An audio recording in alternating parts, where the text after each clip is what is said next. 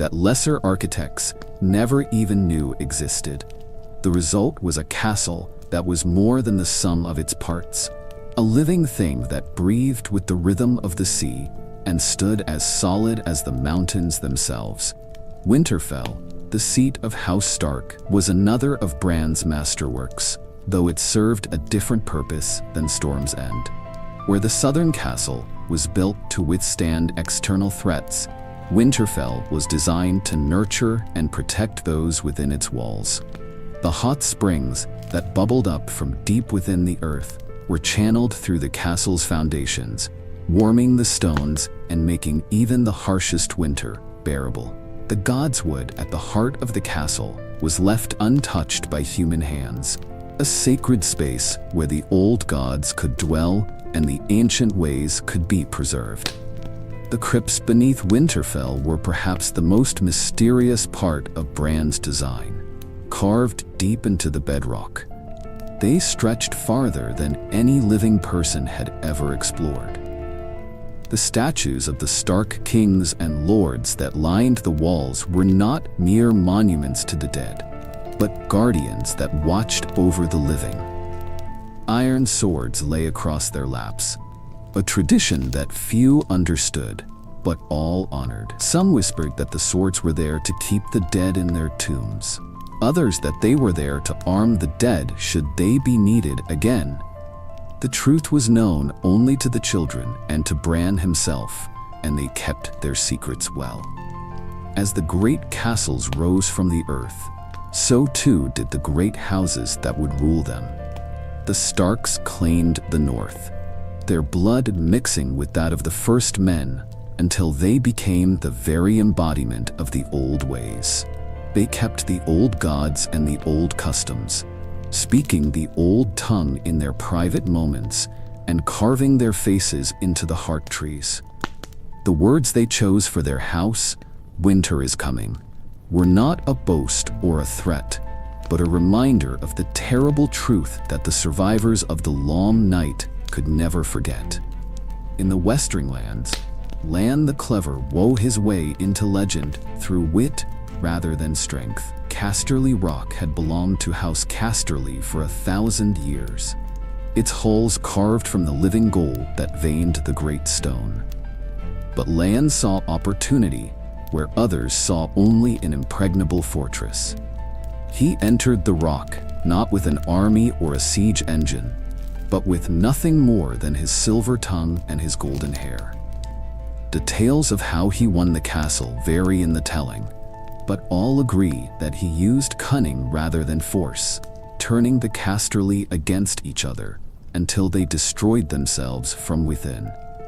Some say he convinced them that the rock was haunted, filling their dreams with whispers and their days with mysterious sounds until they fled in terror. Others claim he seduced the daughters of the house and set the sons against their father, using love and jealousy as weapons, is more potent than any sword. The truth may be simpler and more complex than any of these tales suggest. Lan understood that the greatest fortress was meaningless if those within it could not trust each other, and he exploited that weakness with the patience of a spider waiting in its web. The Reach bloomed under the careful hand of Goth the Gardener, who claimed descent from Goth Greenhand, the legendary figure who had brought the gift of agriculture to the first men. Whether this bloodline was real or invented mattered less than the results it produced. Under G's guidance, the fertile lands of the Reach became the breadbasket of Westeros, feeding not just their own people, but providing surplus that could be traded to the less fortunate regions. Highgarden rose from the earth like a flower made of stone, its walls covered in climbing roses, and its gardens filled with the most beautiful and bountiful plants in all the known world. The Gardener kings understood that true power came not from the sword alone, but from the ability to feed those who wielded the sword. They developed new techniques for farming, new breeds of horses and cattle, new varieties of grain that could grow in harsh conditions. Their knights rode out not to conquer, but to protect, ensuring that the trade routes remained open and that the farmers could work their fields in peace. The golden rose of House Gardner became a symbol of prosperity and growth of life triumphant over death. In the Stormlands, the Durrandon kings built their power through marriage and alliance, understanding that the strongest castle was meaningless without friends to defend it. Storm's End became the center of a web of loyalties that stretched across the eastern coast, binding the smaller houses together in mutual defense against the pirates and raiders who prowled the narrow sea. The Storm Kings were warriors first and foremost, but they were also diplomats and judges, settling disputes between their vassals and leading them into battle when necessary. The Iron Islands presented a different challenge altogether. The Ironborn had always been a people apart, shaped by the harsh environment of their rocky home and the unforgiving nature of the sea that surrounded them. They worshipped the drowned god, a deity as alien to the first men as the old gods were to the Andals who would come later. The Ironborn way of life was built around the concept of paying the iron price, taking what they needed through strength and courage, rather than buying it with gold. Their longships became the terror of every coast, swift and silent as sharks, appearing without warning to raid and pillage before disappearing back into the gray-green waters.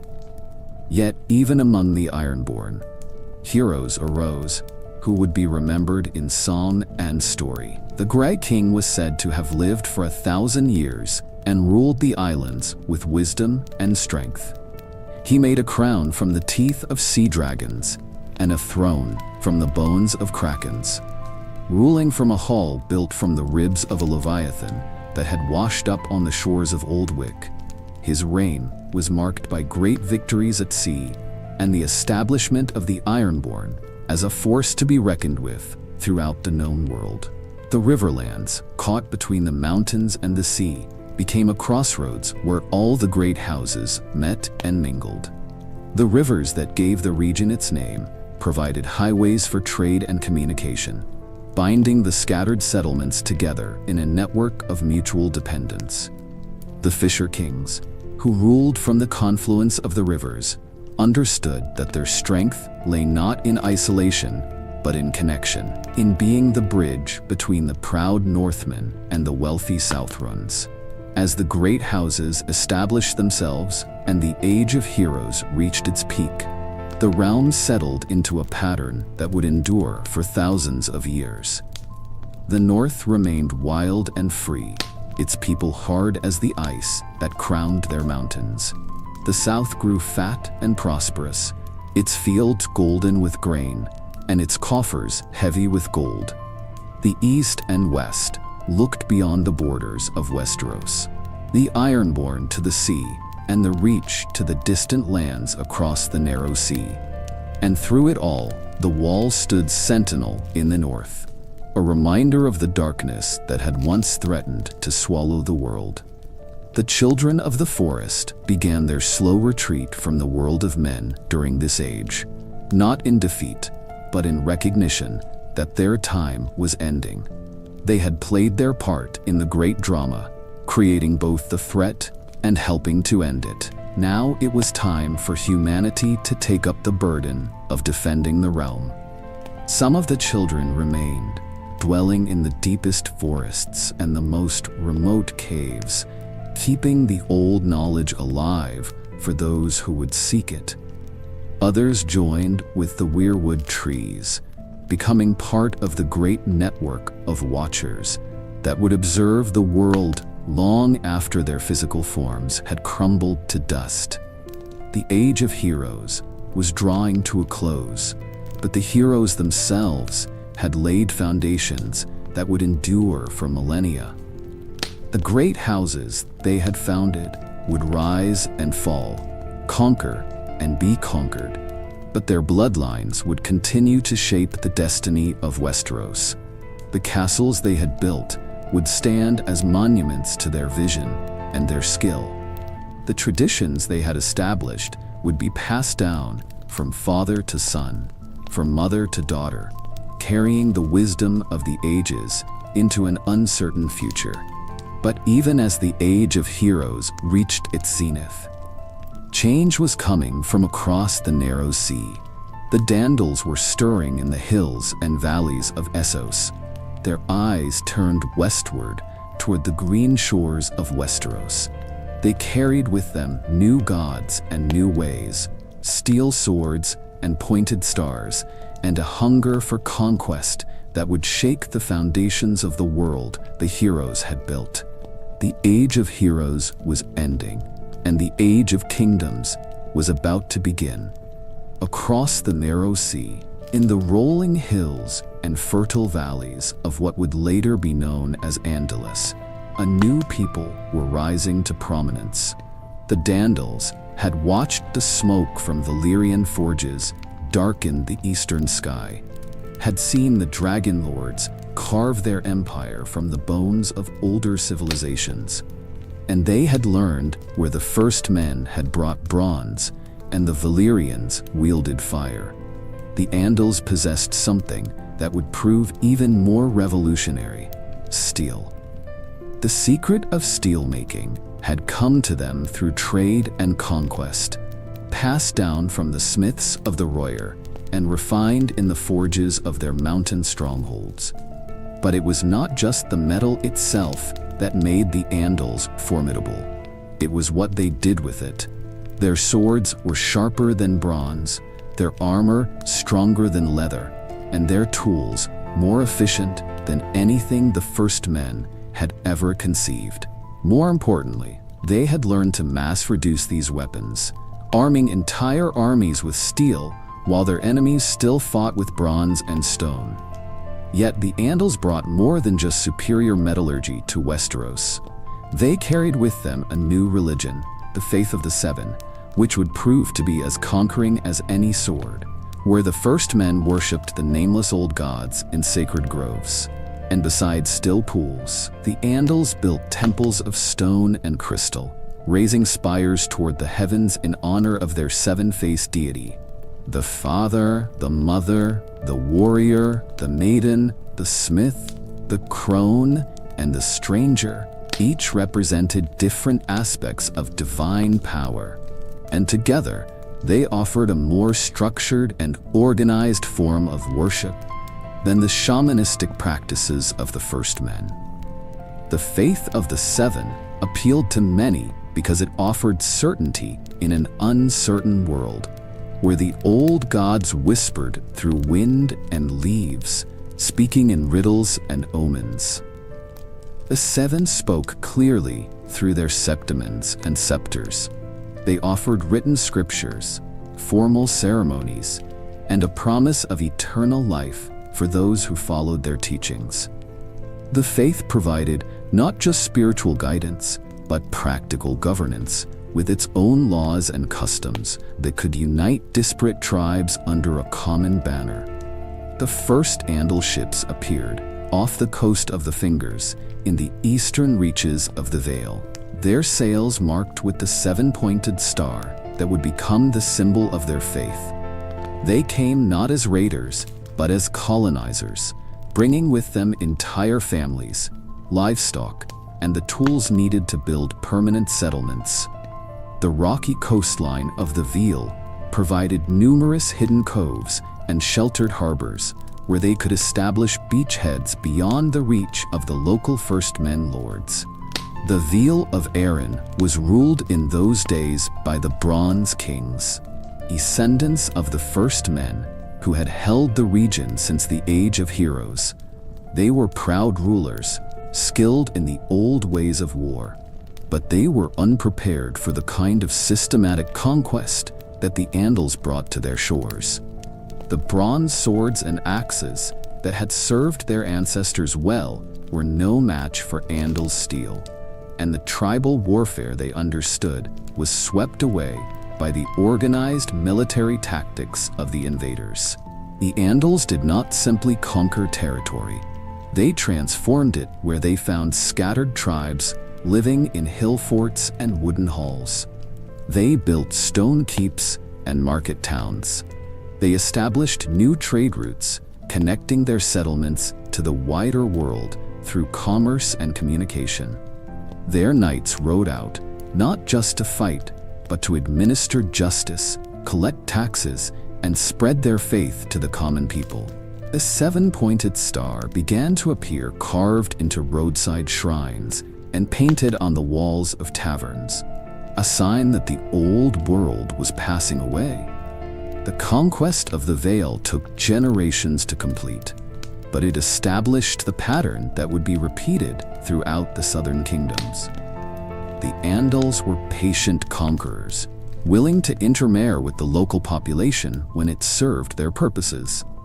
Quick to use force when diplomacy failed, they offered the first men lords a choice: convert to the faith of the Seven and accept Andal sovereignty, or face the consequences of resistance. Some chose accommodation, finding ways to blend the old ways with the new. Others fought to the bitter end, their names remembered in song long after their castles had fallen. The Eyrie, the great castle that would become the seat of House Arryn, was built during this period as a symbol of Andal dominance over the Vale. Perched on a mountaintop so high that clouds often obscured its towers, the castle was virtually impregnable to assault. Its builders incorporated both Andal engineering techniques and the ancient wisdom of the first men, creating a structure that was both beautiful and functional. The throne room, with its moon door opening onto a 600 feet drop, became infamous as a place where the Arryn lords dispensed their own particular brand of justice. From the Vale, the Andal expansion spread outward like ripples in a pond. The Riverlands, with their network of rivers and fertile valleys, proved particularly vulnerable to conquest. The Fisher Kings, who had ruled the region for centuries, found themselves outmaneuvered by enemies who could move faster and strike harder than any force they had previously encountered. The Andals used the rivers as highways, their ships carrying warriors and supplies deep into the heart of the continent. The conquest of the Riverlands was marked by both great victories and terrible atrocities. The Andalas showed little mercy to those who resisted them, burning the sacred groves and desecrating the heart trees that the first men held sacred. They saw the old religion as a form of demon worship, and their septimans preached that the faces carved into the weirwoods were the visages of devils that needed to be destroyed. Thousands of years of history went up in smoke as the Andals systematically eliminated the religious sites of their enemies. Yet, not all the first men resisted the Andal advance. Many saw the writing on the wall and chose to adapt rather than perish. They converted to the faith of the Seven, learned to speak the Andal tongue, and intermarried with the conquerors. Their children grew up as Andals in all but blood, carrying steel swords and praying to the Seven, while their first men heritage became little more than a distant memory. This process of cultural assimilation was perhaps the Andals' greatest weapon, allowing them to absorb their enemies rather than simply defeating them. The Stormlands presented a different challenge to the Andal invaders. The descendants of the Durrandon kings were skilled warriors who had learned much from their conflicts with the Ironborn and the pirates of the Narrow Sea. They understood siege warfare and naval combat, and their great castle of Storm's End remained unconquered despite numerous attempts to take it. The Andals found themselves fighting a series of bloody campaigns that lasted for decades, with victory often proving as costly as defeat. The breakthrough came when the Tandals learned to exploit the traditional rivalries between the Stormlords and their neighbors. By allying with certain houses against others, they were able to divide their enemies and conquer them piecemeal. The faith of the Seven proved particularly effective in this regard, as it offered a new form of legitimacy that could trump the old bonds of blood and kinship. Lords who converted to the new faith found themselves welcomed into the Andal fold, while those who remained loyal to the old gods were branded as heathens and enemies of civilization. The Reach presented the most complex challenge of all. The Gardener Kings had built their power on abundance rather than force, creating a realm where prosperity mattered more than military might. Their knights were skilled fighters, but they were also farmers and merchants. More interested in protecting their lands than expanding their territories, the Andals found themselves fighting an enemy that could absorb enormous losses and still continue to resist, sustained by the agricultural wealth of the most fertile region in Westeros. The conquest of the Reach was ultimately achieved through a combination of military pressure and economic warfare. The Andals established their own settlements along the coasts and rivers, competing with the Gardeners for trade and resources. They offered better terms to merchants and craftsmen, attracting skilled workers away from the existing power structure. Slowly but surely, they undermined the economic foundation of Gardener rule until the old royal house found itself ruling over a realm that was increasingly Andal in all but name. The Western lands proved to be the most resistant to Andal conquest. The descendants of Landoran the Clever had learned their ancestors' lessons well, using cunning and deception to frustrate the invaders at every turn. Casterly Rock itself was impregnable, its golden halls carved too deep into the living stone for any army to assault. The Lannisters proved to be master diplomats, playing different Andal factions against each other, while building their own power base among the local First Men houses. The Ironborn, protected by the sea and their own fierce reputation, remained largely untouched by the Andal invasion.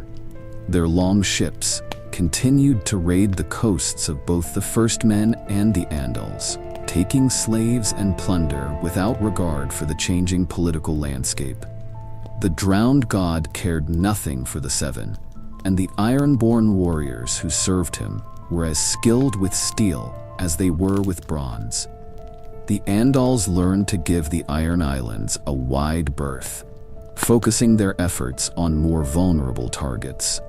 The North remained completely beyond the reach of Andal conquest. The Kings of Winter, who ruled from Winterfell, had learned the lessons of the Long Night well, and they maintained the Wall as a barrier against all threats from the south as well as the north.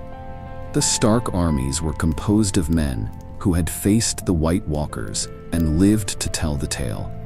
Warriors who understood that there were worse fates than death in battle. The Andals found no foothold in the north, no allies among the First Men lords who remembered the old ways and honored the old gods. As the centuries passed, the Andal conquest transformed the face of Westeros.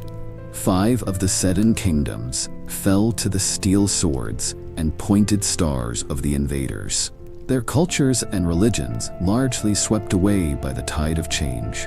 The common tongue spoken by the Andals became the language of commerce and government, while the old tongue of the First Men retreated to the most remote corners of the realm. The faith of the Seven established itself as the dominant religion, building septs and sceptries throughout the conquered territories. Yet the conquest was not complete, and would never be complete. The North remained unconquered, its people clinging to the old ways with a stubbornness that no amount of steel could break. The Iron Islands continued to follow their own path, their culture shaped by the sea and the drowned god, rather than the land and the seven. Even in the conquered territories, elements of the old culture persisted, hidden in the names of places and the customs of the small folk. The Andal invasion marked the end of the Age of Heroes and the beginning of the Age of Kingdoms. The great houses that would rule Westeros for the next several thousand years were established during this period. Their power based on a combination of Andal military might and First Men legitimacy. The stage was set for the next great drama in the history of the realm, as the descendants of both peoples would soon face new challenges from across the narrow sea.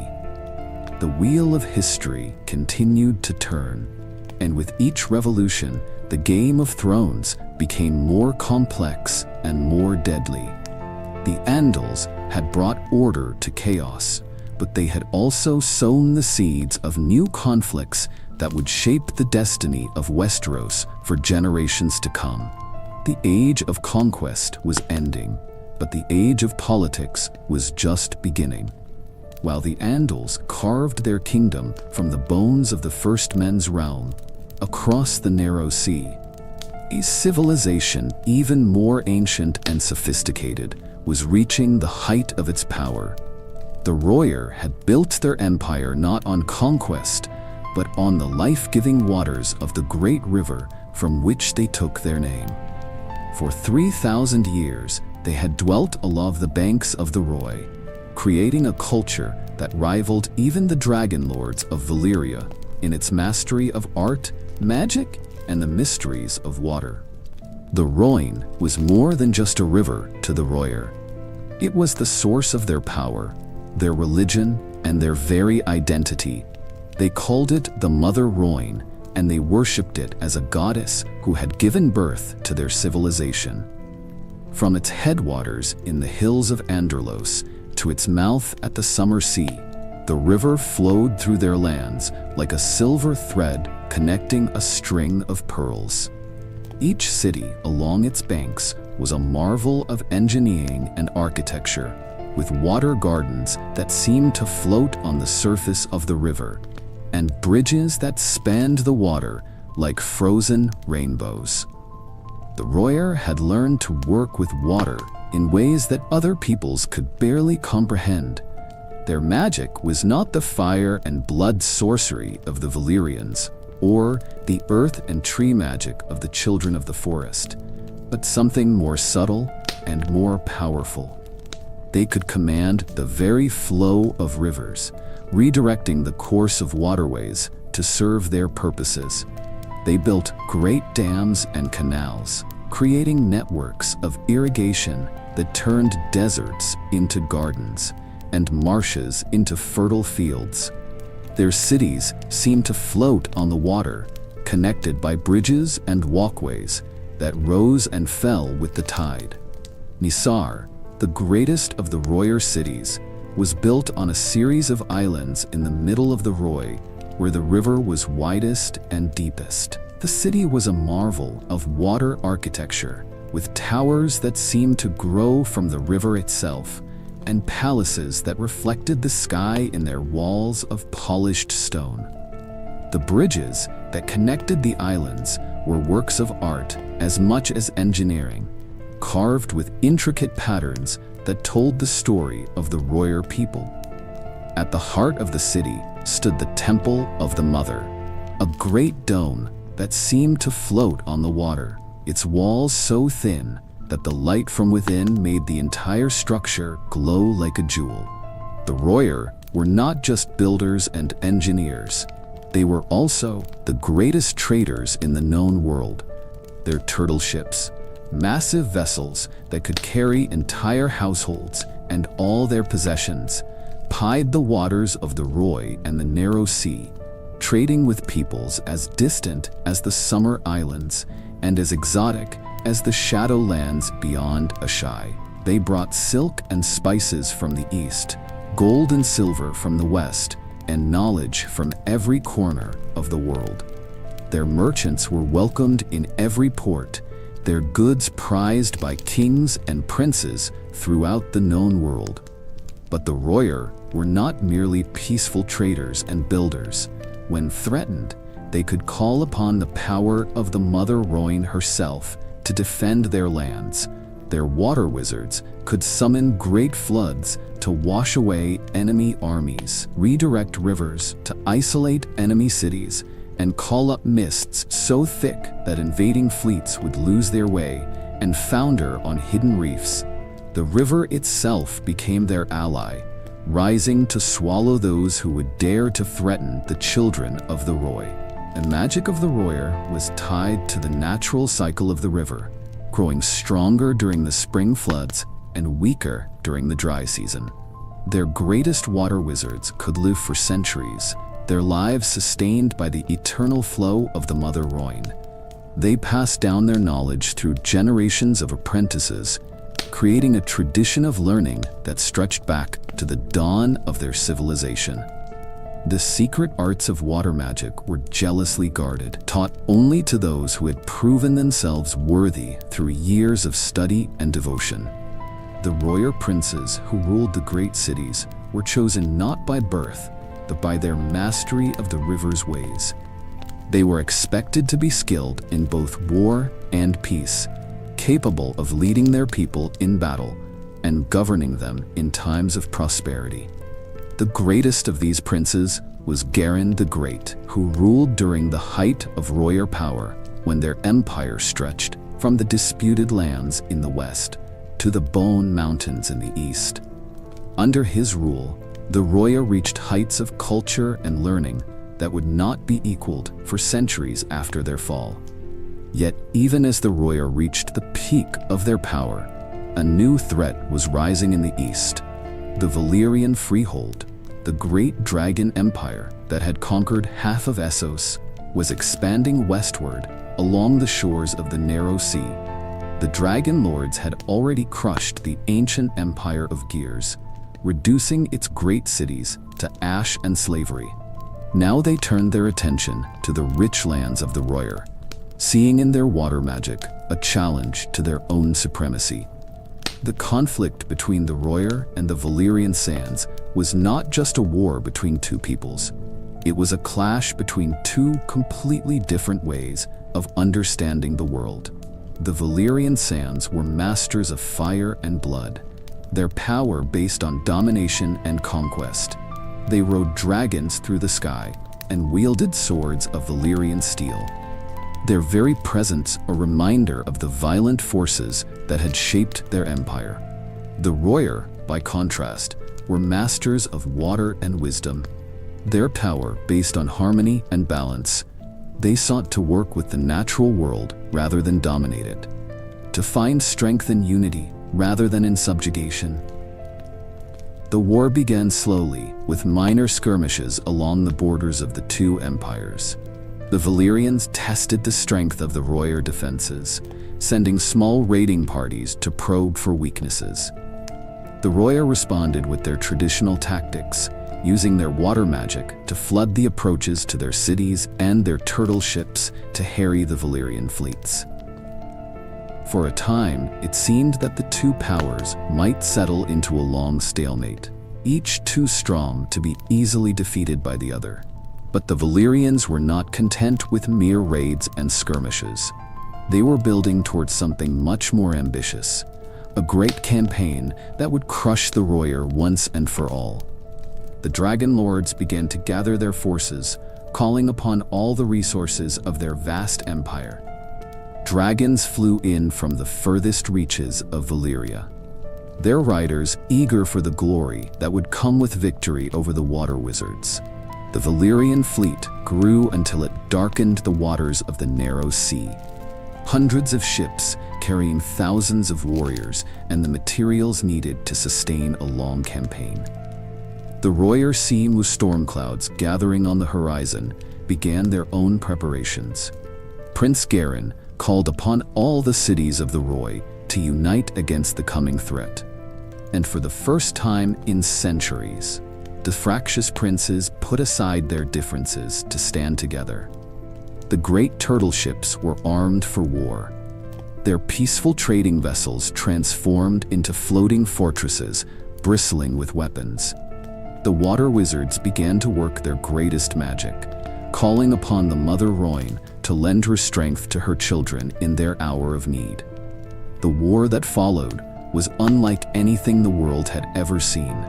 The Valyrians struck first, their dragons raining fire down upon the Runar cities along the western reaches of the river.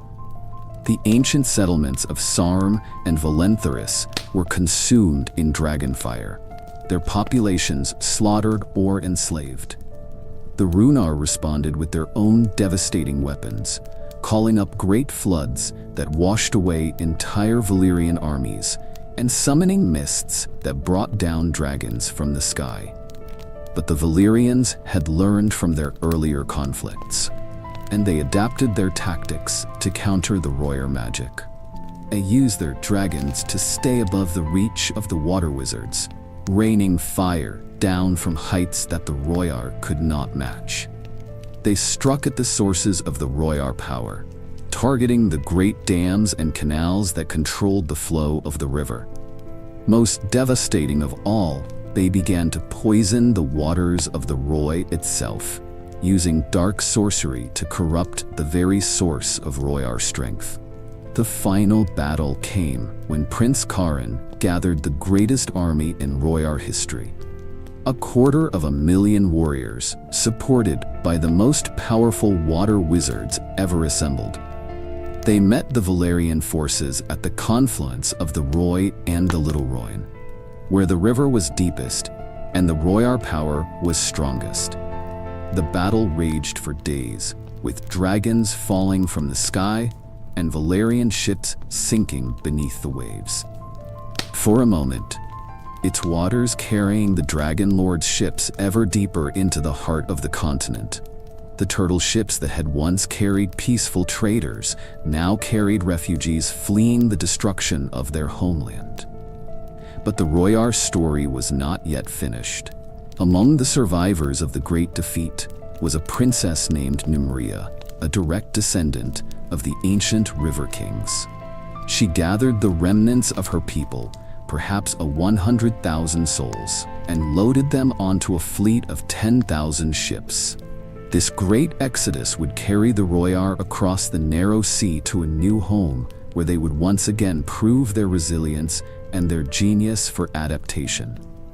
The legacy of the Rhoyar would live on in their descendants, who would bring their knowledge of water and their traditions of wisdom to the distant shores of Dawn. But their homeland along the Mother Rhoyne was lost forever. Another casualty in the endless expansion of the Valyrian Dragonlords.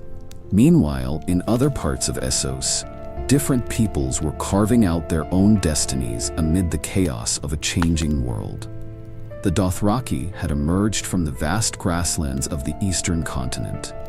Nomadic horsemen whose way of life was as alien to the settled peoples of the West as the Rhoyar had been to the Valyrians, where the riverfolk had built their power on water and wisdom. The Dothraki found their strength in speed and savagery, in the bond between rider and horse that made them the most feared cavalry in the known world.